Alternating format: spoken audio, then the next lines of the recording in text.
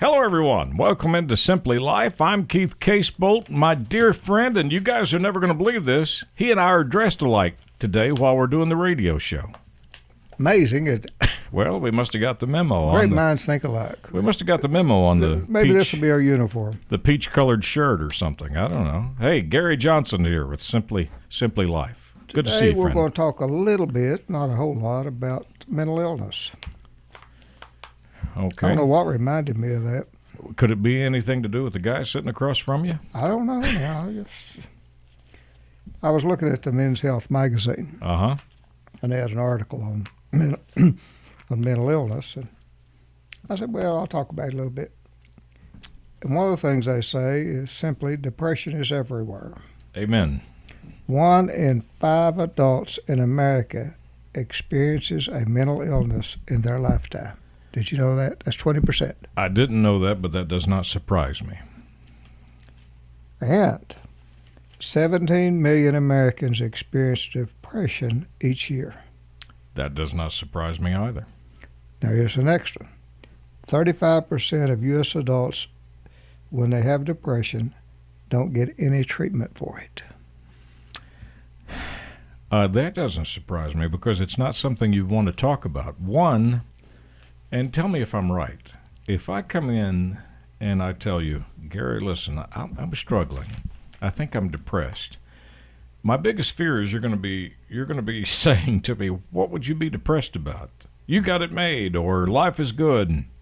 So because you're afraid people will chastise you, I would imagine most people would never mention it.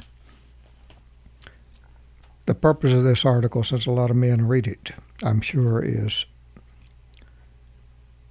it says, don't run from it, acknowledge it, and talk about it. Don't worry about the stigma, because the stigma of being depressed just makes it worse if you start worrying about it. And get either therapy or medication, but treat it. And generally, it will go away. You know what amazes me about this is you and I have talked. What's the word you use in the wintertime? Is it drizzle, or what's the word you use about the weather? You call the weather drizzle or drizzle. Yeah, CD calls it drizzle. Yeah, your friend CD. And what I have found out, I dread the month of January and February when it gets dark at 5 o'clock, when it's rainy and cloudy, because it kind of takes over your personality, and it ends up making you somewhat depressed just by the weather. And I guess he ended the article by saying, the psychiatrist, that every time you talk about depression, you erode the stigma, yours and everyone else's. And I think that's true. Well, we are constantly shocked about stars, movie stars, rock stars, people who have taken their own life or committed suicide because of depression.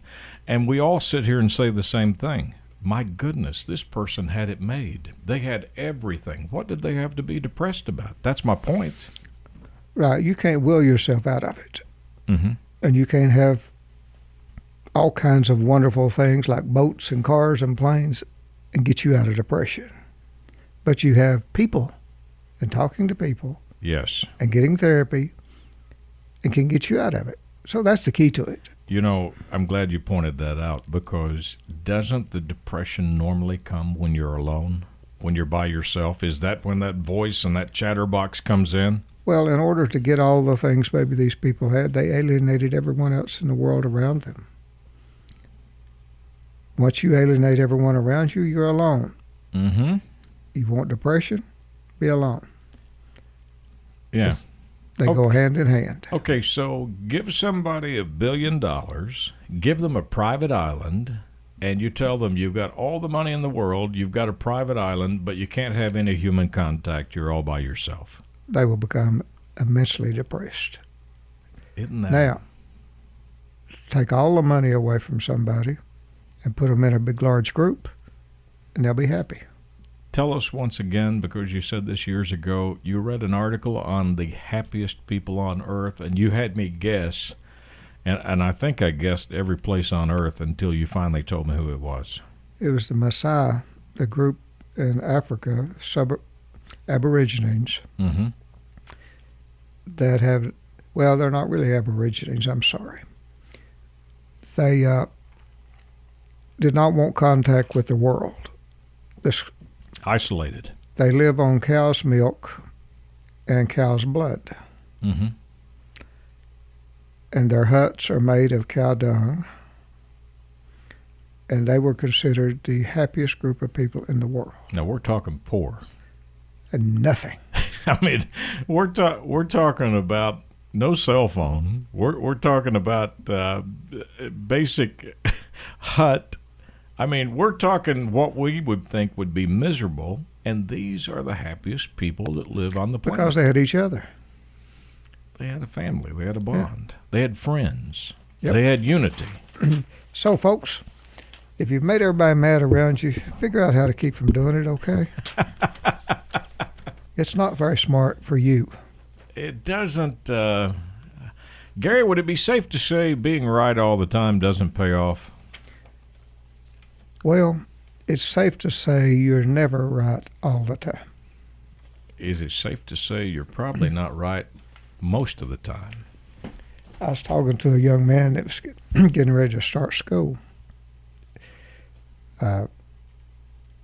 to become, he was wanting to maybe be a social worker. Mm-hmm. And he had his first meeting with the groups, and he was telling me how his ideas and what he thought was so different than theirs.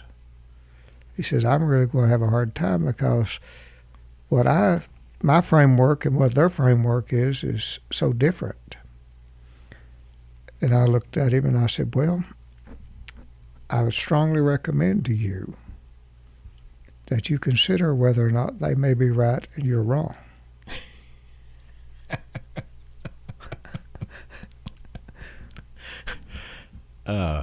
That's a hard thing to do, isn't it? He said, I never thought of that. Because he was so convinced that he was right in what he was, Yeah. and at how wrong they were. But you can't take that attitude and get through life. You have to assume that there's some merit to the opinion that other person has. And that you may be the one that's wrong in what your opinion is. You know, I was listening to this comedian the other day, and he really made sense. He said, don't take financial advice from your brother-in-law who's unemployed. Don't take exercise advice from somebody in your family that's overweight. But what he was trying to point out is look at somebody that's doing it and doing it right or succeeding, and that's the person you probably want to take advice from. Now, I'm going to share this with you folks. Keith came up with this great idea of a topic we could talk about today. Okay? This is gonna And be I am fun. convinced that the origin of this is that he was talking to someone and he just realized how wrong they were Uh-huh. in his mind. Yeah. So the topic he thought we ought to discuss is, how do you have a conversation with someone you know is wrong? 100% you know they're wrong. Oh, yeah. Yeah. And Yeah. I would be willing to bet that if we put it out there and researched the two things, that we'd have a consensus that maybe Keith might not be the one that was right. What do you think? That topic came up, Gary, between my wife and I, and I said, you know, I'm going to ask Gary how difficult it is to have a conversation with somebody that you know is 100% wrong. And my wife answered, she said, it's pretty easy. I've been doing it for over 30 years. So that's where that topic came up from. But how do you have a conversation when you think you're right and the other person absolutely thinks they're right? You change the subject. Because both of you could be right. Or, no, one of you is probably right, but you'd have to flip a coin to determine which one. Who knows? Sure. And it could be right according to me. It could be right according to Your you. perceptions may be entirely different than that other person's perceptions. So, like, when you used to give us the test and you'd say, hey, close your eyes and picture the most beautiful woman in the world. We are all going to do it. We're all going to picture somebody completely different, and we're all going to be right. That's right. That applies to what we're talking about. You've got to be flexible in this life. You've got to always, my friends, listen to me. You always have to assume that there is a percentage out there that you may be wrong. That you may be wrong. Yeah. That's why, over the years, how many times have I said, never fight a principal battle? Because you may be wrong. You know, there is no such thing as an absolute. Even though we love to live our lives as though everything is an absolute, there's not. I was at a dinner, Gary, and this individual ordered a dish and said, you've got to try this. It's the greatest thing you will ever have put into your mouth or eaten. And I didn't like it. Now, okay, that doesn't mean they were wrong. To them, it was the greatest thing they'd ever ordered. To me, I just didn't like it. So I guess we were both right. Mm-hmm. Well, when you get into the uniqueness of every human being and how different every human being is, if everybody agreed on everything, it would be the most boring world in the world. The good Lord never meant for it to be boring. We wouldn't have anything to talk about, would That's right. You wouldn't have anything to gossip about if everybody was the same. Right? No, not at all. That's why we're so unique. He made us different in all ways, not just in how we look. Yes. But here's the thing that gets me about that. What you're preaching to us and telling us is understand and sit back and go, you know, that's interesting that you think that way, or it's interesting that you look at it that way. I'd never seen it from your perspective. That should be the answer we come with? And try your best to keep your mouth shut and stay out of the argument, because no one ever wins an argument. Even if you win, you lose. What's the little rhyme you taught me? A man convinced against his will is of the same opinion still? That's right. But see, I guess the thing in coming back to is the uniqueness of the human being. Yes. And the trouble, I guess the good Lord went to make us so different and so unique that there is no way in the world we're all going to agree on everything. It's a miracle we agree on anything. Again, back to this comedian. He said, people, why do you think Baskin-Robbins has 31 flavors? Because we all don't like vanilla. Mm-hmm. I mean, that's so simple, but that's the truth, isn't it? Yeah. There's 31 flavors because we all don't agree on the same flavor. And if you look at it in a way, my friends, that this person is unique, that you're trying to talk to, that you know is so wrong, and that they're entitled to their opinion, and respect that opinion as being the opinion they have as a unique human being, then you're not going to be mad because you can't convince them that you're the unique individual that's right. You have me to the point now to where not only do I not get mad, I find it interesting to find out how they came to that opinion. And we change our opinions as time goes on. Oh, you think? Yep, we do. Yeah, I look back now at the age of 21 and then 31 and 41, and I think, oh my goodness, the things that I thought or believed, now that I think or believe, you know, you grow, hopefully. We all grow every day that we live, and we learn, and those things change, and hopefully for the better. What's our favorite saying?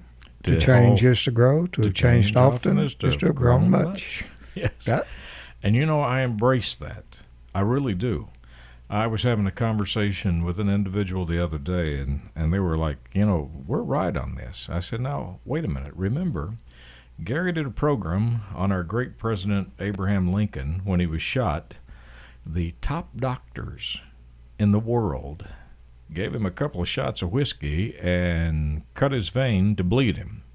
That was the high technology of the day, the collective wisdom. Now, today, probably a first-year medical student would have done a heck of a lot more for the President of the United States than the top minds in the world did. Eighth grader would have. Yeah, so that should send us a message, shouldn't it? Hopefully. I mean, Gary, 100 years from now, will people look back and say, oh, you people actually drove cars? No, they'll look back and say, you people actually took those pills? You did all of this when you shouldn't You have? destroyed yourselves with all those pills? Yeah. They'll definitely say that. There's no doubt in my mind about that. So they're going to be so much smarter than us, but doesn't that come from experience? I mean, and I'm trying to bail us out here. I'm trying to give us an opening and say, through and by experience, you learn. I was on a golf cart with a friend the other day, and I told him the most valuable thing I think you've ever told me in my life. Anytime I've made a mistake, you always smile and say, did it sting? And if I say yes, you always smile and say, good, you learned something. I'm proud of you. And this individual laughed, and they said, that's his answer to anything you say? I said, yes, he wants to know if it stung. Because if it didn't sting, I didn't learn anything. And that's, unfortunately, as humans, that's basically how we learn, isn't it? That's called experience. We touch the fire, it burns our finger, we know not to touch the fire again. And a great saying is, every generation has to learn for itself that the stove is hot. Isn't that the truth? Whew, you're right. You're I ran into a quote, and I'm going to give it to you folks. True intelligence is the ability to listen to what anyone has to say and to truly listen. Mm-hmm. That's good. And that's true. Truly listen. Don't get upset. Don't get mad. Just listen. Just listen. That takes some courage, doesn't it? Well, being human, it's hard to do. And after all, my friends and I, we're just human. Yeah. Well, and most of our experiences, again, is like you said, it's because we've experienced them. So if I haven't walked in your shoes, there's no way that I can know why you formed your opinions or why you feel the way you do if I haven't had the same experiences. So I should listen. How many of my friends out there that are listening have not been doing that? Gary, I tell you, and I will tell our friends, and thank goodness, as you and I have always said, how much we appreciate people coming up and talking to us. I enjoy so much meeting our friends and talking with them about the radio and the TV show. But what I'm finding out, we truly do want to be happy, all of us. And the more that we think and the more that we work to it, the more that we grab a little bit of this happiness. And thank you, my friend, because this is all about that dash. And every time we squeeze out a little bit more happiness, we beat the odds and we're ahead of the game. A lady came up to me a few days ago and she held up her fingers with a little dash. She said, I'm squeezing it. And I said, go for it. Squeeze that dash. That's all we got. On this world, we've got the dash. For new listeners, Gary and I have this concept that on our own tombstones, we want that dash to stretch all the way across. That will be our way of saying we stretched it out as far as we could. That's the truth. The thing about it is, folks, there's a lot of mental illness out there.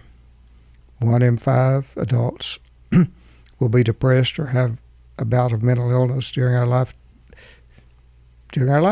Mm-hmm. That's 20%. That's 1 in 5 people. Just think about that. Be considerate. Yes. Be understanding.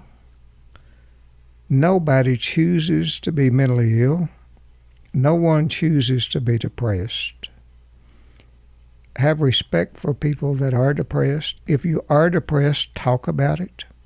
Don't be ashamed of it. It's okay.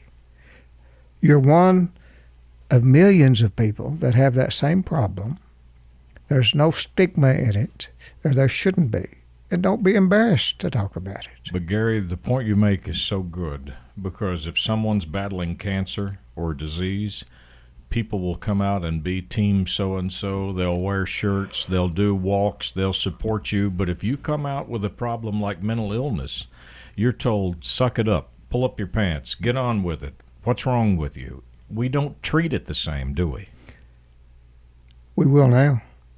I hope so. All my friends that are listening are going to look at it different and understand it's an illness and try to get the person to talk about it and try to get them to treatment. 1 in 5. That's a huge number of people. There's a lot of people that need help. At some point in their lifetime will experience this. You know, let me tell you this too. The biggest thing about this program and the television program that I have realized, and I had a person tell me this, that said, Gary's talking directly to me. The whole time that he was talking directly to me. We don't realize how many people on a daily basis can use a kind word to let them know that they're okay, that they're fine the way they are, that it's going to be all right, and that there's help. If anything I've learned from what you've taught, we need what you're saying, a kind word and a hand. I hope that each and every one of my friends that's listening understand to the bottom of your heart how special you are. If you weren't special, you would never have been born. And the uniqueness in all eternity, there will never be another person or anything like you. Mm-hmm. Cherish that and look around and understand that everybody around you are special. And once you get to understanding how special everyone else is, in addition to you, it makes your life so much easier to live. Happier. You're happier. I mean, it's just unbelievable the difference it makes in your life. But don't ever let anyone put you down. Don't ever let anyone make you feel that you're not worthy. And just remember the simple rules. Be who you are. Don't expect to judge yourself based on what someone else is. Just be you. That's plenty. You're exactly the way the good Lord meant for you to be, no more or no less. And if you're struggling to be like someone else, quit. Don't do it. Be who you are. That's all you need to be, and it's plenty. You know, we're on a bunch of stations across the state, so we may have just had somebody that tuned in that hasn't heard this program before, and they're saying, who's this guy Gary Johnson giving me this advice? Well, he's a personal injury attorney. Now you're going to say, why is he doing this? Well, he sees enough people that have real problems that can't be happy, and he's telling you this because he wants you to be happy. And let me tell you something else.